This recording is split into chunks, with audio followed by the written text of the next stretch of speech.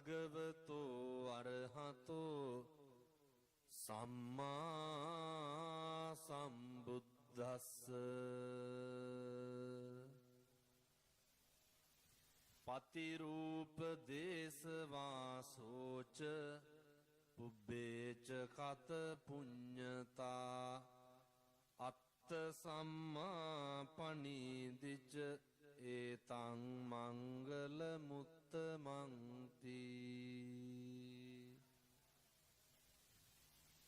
හොඳයි. විහාරාධිපති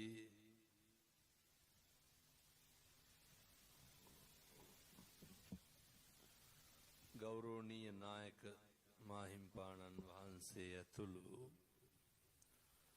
පින්වත් මහා සංඝරත්නයන් අවසරයි සද්ධර්ම ශ්‍රවණලාභී සත්පුරුෂ පින්නතුනි පින්නතියනි. මේ සියලු දෙනාම එක්කහු වෙලා ඉන්නේ මේ හැන්දෑවේ බලාගෙන ඉන්නේ සූදානමින් සිටින්නේ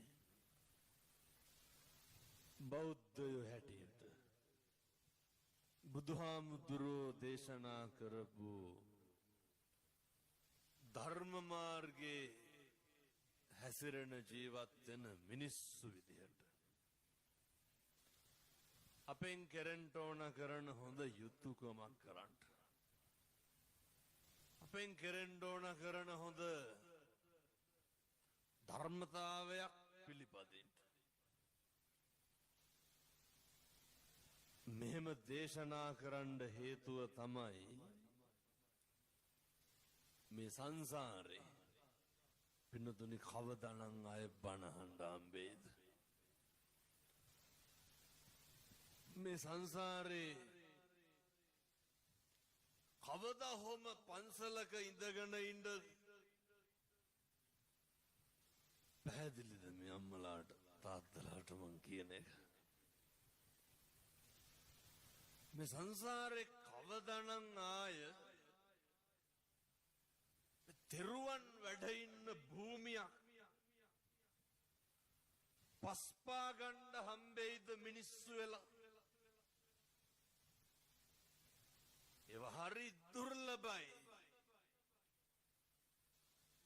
එහෙම ලැබෙන්නේ පින්වතුනි සංසාරේ කරපු පින්වල තියෙන බරපතලකම දිගපළල මත. එකටම මතක තියාගන්න කාලෙකින් හම්බෙච්ච මේ මනුෂ්‍ය ආත්ම භාවය තුල ඔය සිද්ධ කරගන්න යන්නේ මහා විශිෂ්ට පින්කම. කවදානම් අය බණහඬ ඇයි දැන් මෙහෙම දේශනා කරන්න හේතුව? පින්නතුනි උපදින සේරටම කන් ඇහෙන්නේ. දැකලා නැද්ද කන් ඇහෙන්නේ නැති මිනිස්සු? මිනිස්සු වෙලා ඉපදුනාට වැඩක් තියනවද කන් ඇහෙන්නේ නැත්නම් බණ ඇහිය? අපිට හොඳට කන් ඇහෙනවා. නිවන් මඟ අහුරන බරපතල කාරණයක් නේ ව්‍යාපාද. ඔක නඩත්තු වෙන්නේ ද්වේෂයත් එක්ක. වෛරය අකුසලයක්, වෛරය හොඳ නෑ, වෛරය නවත්තන්න ඕන, ද්වේෂය අකුසලයක්. කන් ඇහෙන්නේ නැති උදවිය කොහොමද වහන්නේ?